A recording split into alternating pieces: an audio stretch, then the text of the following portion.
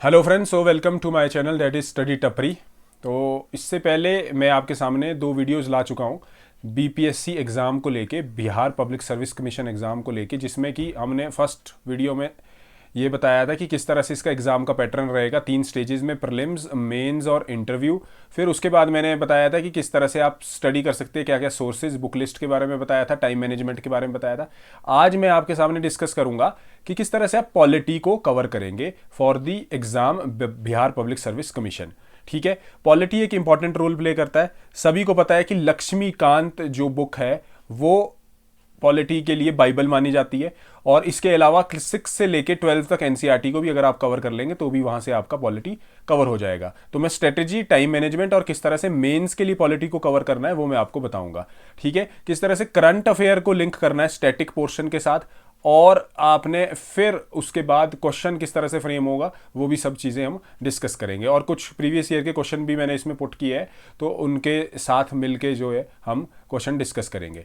तो चलिए देखते हैं इंडियन पॉलिटी। ठीक है, इंडियन पॉलिटी तीनों स्टेजेस में बहुत इंपॉर्टेंट रोल प्ले करता है, प्रीलिम्स, मेंस या इंटरव्यू हो। आपसे इंटरव्यू में भी क्वेश्चन पूछे जा सकते हैं। ठीक है, बिहार की पॉलिटी वैसे ही बड़ी गर्म रहती है। तो किस तरह से जो है वर्क किया जाता है ग्राउंड लेवल पे, जैसे पंचायत पंचायत पे किस तरह से बॉडी सिलेक्ट होती है, इलेक्शन होते हैं, कौन उसके जो है इलेक्शन कंडक्ट कराता है। ठीक है, क्या वर्किंग रहती है, किस तरह से एक बिल जो है स्टेट लेजिस्लेचर में पास होता है या फिर सेंट्रल लेजिस्लेचर में पास होता है, जिसमें कि हम जहां लोकसभा और राज्यसभा दो हाउसेज होते हैं। फिर उसके बाद सेंटर पे प्रेसिडेंट असेंट देंगे और स्टेट में गवर्नर असेंट देंगे उस बिल को, फिर उसकी नोटिफिकेशन इशू होती है, फिर उसके बाद वो बिल जो है एक्ट बन जाता है।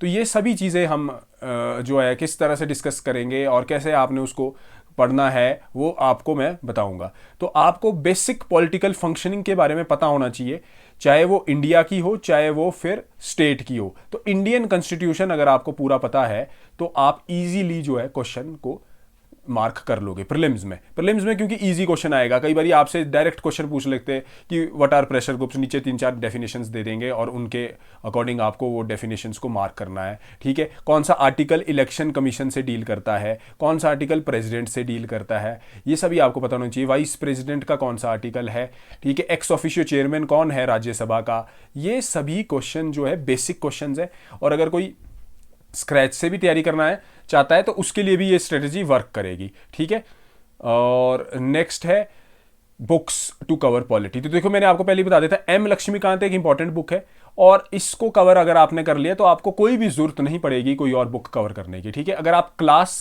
ये जो क्लास एनसीईआरटी है 6 से लेके 12 तक, ये एनसीईआरटी भी आपको कवर करनी है।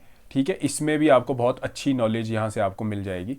तो सबसे इंपॉर्टेंट जो बात है, जब आप तैयारी कर रहे हैं तो आप करंट अफेयर्स पढ़ रहे हैं, रोज न्यूज़पेपर पढ़ रहे हैं, चाहे वो हिंदू हो, चाहे इंडियन एक्सप्रेस हो, चाहे कोई भी रीजनल न्यूज़पेपर आप अगर पढ़ते हो बिहार स्टेट एग्जाम का, तो सब में पॉलिटी की जो खबर होती है, खबर जरूर पढ़नी है। बस उस खबर से आपने कोई लेना देना नहीं, बस उसको कनेक्ट करना है किसके साथ, अपनी टेक्स्ट बुक के साथ, एनसीईआरटी के साथ कनेक्ट करना है, लक्ष्मीकांत के साथ कनेक्ट करना है। और फिर वहां से कोई भी अगर उसमें मान लो प्रेसिडेंट के बारे में अगर वहाँ पर मेंशन है, मान लो वहाँ लोकसभा के बारे में मेंशन है, मान लो वहाँ इंटर स्टेट काउंसिल के बारे में मेंशन है, या फिर किसी और बॉडी के बारे में मेंशन है, जैसे मान लो सीबीआई के बारे में मेंशन है, तो आपने जल्दी से जल्दी अपनी एनसीईआरटी या फिर जो नोट्स बनाए या एम लक्ष्मीकांत में उस चैप्टर पे जाना है और उस बॉडी के बारे में पढ़ना है।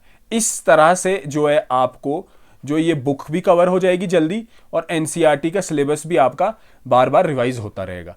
तो अगर आप जितनी बार इस तरह से करोगे, न्यूज़पेपर को कनेक्ट करते रहोगे, तो आपको एक दिन ये सारी की सारी पूरी बुक ही याद हो जाएगी। पूरी बुक मतलब रट्टा नहीं मारना है, बट आपने इसको किस तरह से रिलेट करना है और फिर उसके बाद आपने इसको याद करना है। तो जब आप ये पूरा याद हो जाएगा तो आप को मैं पूरी गारंटी देता हूं कि आपका कोई भी क्वेश्चन प्रीलिम्स में गलत नहीं हो सकता है। ठीक है, ये एक एक्सपेक्ट हो गया। फिर उसके बाद है कोई न्यूज़पेपर में न्यूज़ है, जैसे मैंने आपको बता दिया प्रेसिडेंशियल इलेक्शन अभी आने वाले हैं, जून के लास्ट वीक में ये ड्यू है। हमारे जो अभी प्रेसिडेंट प्रेजेंट है वो रामनाथ कोविंद जी, उनका टेन्योर खत्म हो रहा है, तो अब प्रेसिडेंट इलेक्शन आने वाले हैं। तो क्वेश्चन जरूर बनेगा एक, अगले 3 महीने के बाद एग्जाम है, कि प्रेसिडेंट के इलेक्शन में कौन कौन पार्टिसिपेट करता है। ठीक है, या किस तरह से इसका प्रोसेस होता है, ये मेंस में क्वेश्चन हो सकता है। क्या क्या वोट की वैल्यू होती है, वहां पर ये भी मेंस में क्वेश्चन आ सकता है। क्या प्रेसिडेंट के पास पावर्स है, क्या फंक्शंस है, ठीक है, कौन क्या प्रेसिडेंट, कोई भी अगर किसी को डेथ सेंटेंस दिया हो तो प्रेसिडेंट के उसमें क्या पावर्स है, गवर्नर्स के किस तरह से डिफरेंट है प्रेसिडेंट से, इस तरह के आपके क्वेश्चन जो है बन सकते हैं। तो ये सभी क्वेश्चन जो है आपके इस इंडियन पॉलिटी में मिलेंगे, तो मेंस में भी पूछ सकते हैं और आपसे जो है इंटरव्यू में भी जो क्वेश्चन पूछ सकते हैं। ठीक है, ये ध्यान रखना है आपने कि अभी इलेक्शन ड्यू है, बस कुछ ही दिनों में उसकी नोटिफिकेशन आ जाएगी और यही री इलेक्शन लड़ेंगे या कौन लड़ेगा वो उससे हमने कुछ लेना देना नहीं है, बट आपको जो है प्रोसेस का पूरा पता होना चाहिए। ठीक है, नेक्स्ट है किस तरह से आपने पढ़ना है। सबसे पहले तो ऑब्जेक्टिव क्वेश्चन आएगा प्रीलिम्स में, तो आपको ऑब्जेक्टिव क्वेश्चन बहुत ज़्यादा सॉल्व करने हैं। जितने ज़्यादा ऑब्जेक्टिव क्वेश्चन सॉल्व करेंगे उतने ही ज़्यादा क्वेश्चन या उतने ही ज़्यादा आपकी जो है सक्सेस रेट उतना ज़्यादा बढ़ जाएगा। ठीक है, तो ऑब्जेक्टिव क्वेश्चन करने के लिए आपको पहले तो सिलेबस को पूरी तरह से पढ़ लेना है। आपका जो सिलेबस है क्लास 6 से लेके 12, मैंने फिर से रिपीट कर रहा हूँ, एनसीईआरटी पढ़ लेनी है और उसके बाद लक्ष्मीकांत की ऑब्जेक्टिव को भी आप रेफर कर सकते हैं। तो जितने ज़्यादा टेस्ट सीरीज लगा दो कोई, ठीक है, जैसे ही आपका सिलेबस अगर 2-3 महीने के अंदर खत्म हो जाता है तो उसके बाद टेस्ट सीरीज लगा लो, क्वेश्चन को अटेम्प्ट करो, क्योंकि क्वेश्चन डायरेक्ट नहीं आएगा आपके पास, आप ऑप्शन को वहाँ एलिमिनेट करोगे। जितनी ज़्यादा आपने चीज़ें पढ़ी होगी तो उससे आप ऑप्शंस को एलिमिनेट कर सकते हैं कि ये वाला एक्ट तो इससे रिलेटेड था, ये एक्ट इससे रिलेटेड था। मैं अभी एक क्वेश्चन आगे डिस्कस करेंगे, वहाँ पर मैं आपको बताऊँगा। तो टेक्स्ट बुक को इंटायरली रीड करो और जो भी क्वेश्चन लास्ट में दिए उनको कोशिश करो सॉल्व करने की, चाहे वो सब्जेक्टिव है एनसीईआरटी में, चाहे वो ऑब्जेक्टिव है। उससे आपकी सब्जेक्टिव से आपकी राइटिंग स्किल्स इंक्रीज होगी और ऑब्जेक्टिव से तो आपका प्रीलिम्स के लिए जो है ग्राउंड क्लियर होगा। ठीक है, तो कोई भी क्रूशियल सब्जेक्ट पढ़ रहे हैं, चलो अभी हम पॉलिटी की बात कर रहे हैं, तो उसको इफेक्टिवली आपने उसको पहले पढ़ना है 2-3 रीडिंग्स में, और फिर उसके बाद उसके बहुत ही क्रिस्प नोट्स बनाने हैं, शॉर्ट नोट्स, ताकि जब आप रिवीजन करो लास्ट के 15 दिन से पहले, एग्जाम से पहले जब आपके 15 दिन रह जाते हैं एग्जाम के लिए, तो उन नोट्स को आप रिवाइज कर सको, उनको पढ़ सको। ठीक है, और रिवीजन मैंने पिछली वीडियो में भी बताया था, रिवीजन बहुत इंपॉर्टेंट है। रिवाइज आपको करना ही करना है। रोज के टाइम टेबल से आपने, हफ्ते का अगर टाइम टेबल आपका बना है तो 4 दिन अगर आप पढ़ते हो तो 2 दिन या 3 दिन मैक्सिमम आपको रिवीजन के लिए देना है, या रोज भी आप दे सकते हैं 2 आवर्स रिवीजन के लिए, जो भी आपने पूरे दिन पढ़ा है। ठीक है, और those issues that are easy to understand and highly likely to ask inquiries must first be addressed। तो सबसे पहले तो आपने एक बारी पूरा बुक को कंटेंट देख लेने हैं। अब कंटेंट देख के आपने एक बारी सिलेबस के साथ भी उसको मैच कर लेना है, क्योंकि अकॉर्डिंगली सिलेबस ही पढ़ना है। और जिसमें अगर आपको प्रॉब्लम लग रही है, जैसे आपने एक बारी अगर सिलेबस पढ़ लिया पूरा और कुछ टॉपिक्स आपके पास निकल जाते हैं लिस्ट आउट करके कि भाई हमारे को इस चैप्टर में प्रॉब्लम है, फॉर एग्जांपल पंचायती राज में प्रॉब्लम है, फिर फॉर एग्जांपल हमारे को प्रेसिडेंट वाले चैप्टर में प्रॉब्लम है, तो उसको फिर से पढ़ने की कोशिश करो, उसके क्वेश्चन सॉल्व करो। उसकी वीडियोस आपको यूट्यूब पे मिल जाएंगे। अगर आप चाहते हैं कि मैं एक सीरीज़ लाऊं फॉर स्पेशल बीपीएससी एग्जाम, तो वो बताइए कमेंट सेक्शन में, मैं आपके सामने वो सीरीज़ लाऊंगा और वहाँ पर हम एड्रेस करेंगे जो भी आपकी प्रॉब्लम्स होगी। ठीक है, तो जो भी टॉपिक्स है उसके बारे में आपको गूगल पे आप सर्च भी कर सकते हैं, वहाँ पर वो ईजी लैंग्वेज में लिखा होगा, या फिर यूट्यूब पे कोई वीडियो देख सकते हैं, क्वेश्चंस उसके बार बार सॉल्व कर सकते हैं, तब आपको वो क्लियर हो जाएगा। ठीक है, नेक्स्ट है, देखो प्रीवियस ईयर क्वेश्चन है, मैं आपके सामने डिस्कस करता हूँ कि किस तरह से आपने क्वेश्चन को सॉल्व करना है और क्या क्वेश्चन आते हैं, आपको इससे आइडिया भी हो जाएगा। देखो डायरेक्ट क्वेश्चन है ये कि किस दिन इलेक्शन कमीशन ऑफ इंडिया ने ये नोटिफिकेशन जारी की थी या प्रेस नोट जारी किया था कि बिहार लेजिस्लेटिव असेंबली 2020 के इलेक्शन होने वाले हैं। तो इसकी डेट्स देखो, यहाँ डिफरेंट डेट है या more than one of the above ऐसा भी आ सकता है। तो जो इसका आंसर है वो है 26 सितंबर 2020 को जो है ये इलेक्शन कमीशन ऑफ इंडिया ने प्रेस नोट इशू किया था। अब इस क्वेश्चन का बस ये आंसर नहीं मार्क कर देना कि भाई सी हो गया जी आंसर, अब चलते हैं। इसमें आपने क्या करना है कि इलेक्शन कमीशन ऑफ इंडिया के बारे में पूरा पढ़ लेना है। 324 आर्टिकल है इलेक्शन कमीशन ऑफ इंडिया का, क्या इसके फंक्शनिंग है, ठीक है, क्या इसकी या ये कॉन्स्टिट्यूशनल बॉडी है या ये स्टैट्यूटरी बॉडी है, कौन हमारे प्रेजेंट चीफ इलेक्शन कमिश्नर है, कितने चीफ इलेक्शन कमिश्नर होते हैं, कौन उसको अपॉइंट करता है, किस तरह से उनको डिस्क्वालीफाई किया जा सकता है, कैसे हटा सकते हैं उनको अपनी पोस्ट से, ये सभी चीज़ें जो है आपको पता होना चाहिए। तो जब भी किसी ऑब्जेक्टिव को पढ़ेंगे तो इस टाइप से अगर आप किसी ऑब्जेक्टिव को पढ़ेंगे तो आपके मैक्सिमम कंसेप्ट एक ही क्वेश्चन में क्लियर हो जाएंगे, आपको और अलग से सिलेबस को करने की कोई ज़रूरत नहीं है। इसीलिए मैं बोल रहा हूँ कि आपने क्या करना है, ऑब्जेक्टिव जो क्वेश्चन है वो बहुत ज़्यादा सॉल्व करने, बहुत ज़्यादा, और उनको इसी तरह से सॉल्व करना है। लेजिस्लेटिव असेंबली, ठीक है, फिर वहाँ पर विधान परिषद है या नहीं है, जैसे सेंटर पे आपके पास 2 हाउसेज है लोकसभा में और एक है राज्यसभा, वैसे ही बिहार में क्या 2 हाउसेज है या नहीं है, क्या पड़ी ज़रूरत 2 हाउसेज की, ठीक है, ये आपको पता होना चाहिए, ठीक है। और क्या इसके रोल होते हैं कि किस तरह से राज्यसभा को बनाया जा सकता है, किस तरह से उसको भंग किया जा सकता है, ये सभी चीज़ें जो है आपको क्लियर होनी चाहिए। देख लो एक ही क्वेश्चन से कम 10 या 12 क्वेश्चन निकल चुके हैं, ठीक है। नेक्स्ट क्वेश्चन जो डिस्कस करने वाला हूँ, ठीक है, ये क्वेश्चन पेपर में आए हैं लास्ट ईयर और उन्हीं को मैं आपके सामने डिस्कस कर रहा हूँ। आपने कैसे पढ़ने हैं वो मैं आपको तरीका बता रहा हूँ। कौन से एक्ट ने सेपरेट इलेक्टोरेट इंट्रोड्यूस किया था इंडिया में? तो सिंपल सा क्वेश्चन है, 1909, जिसको मॉडल मिंटो रिफॉर्म्स भी बोला जाता है, जो इसको, और Lord Minto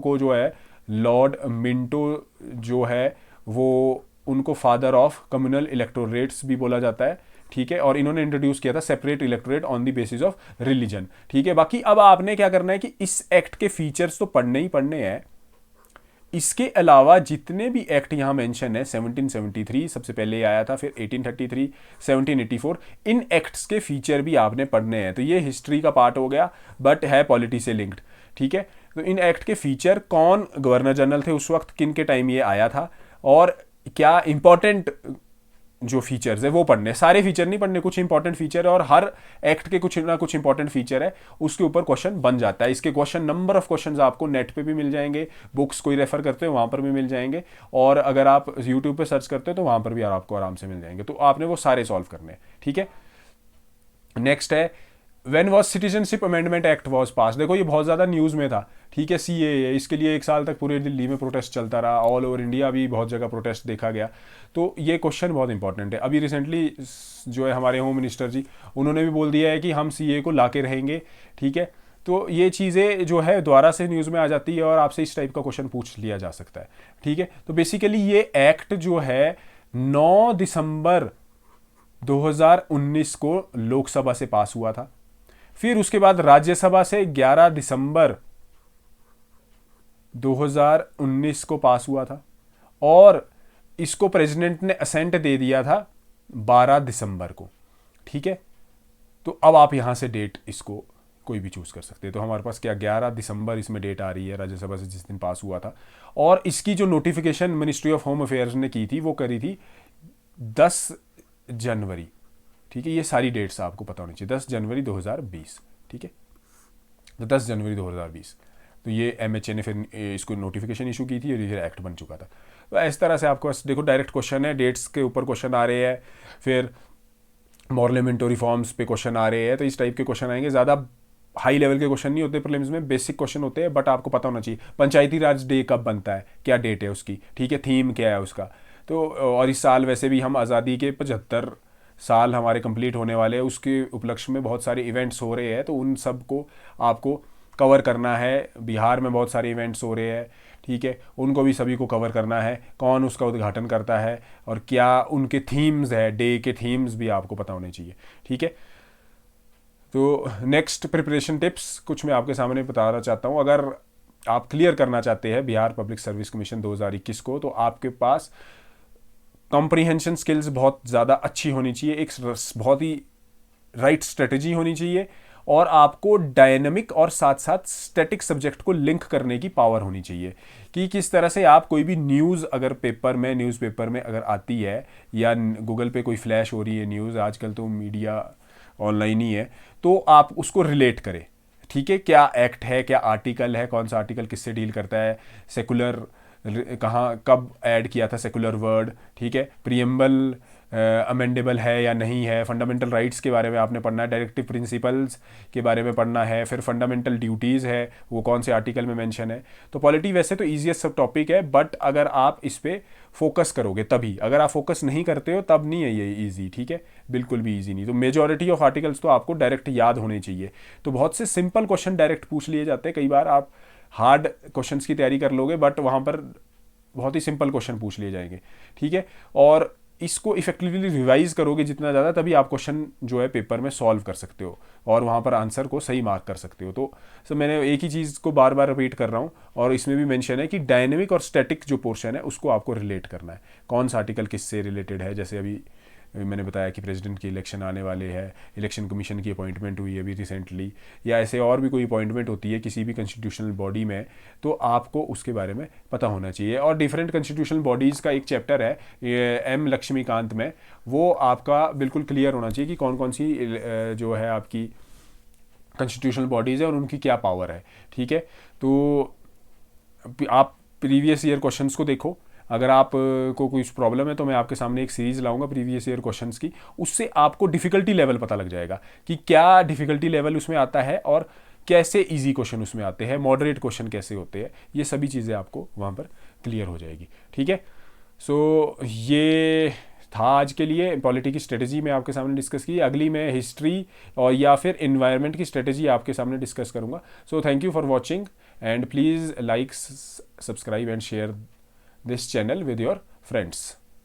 Thank you very much.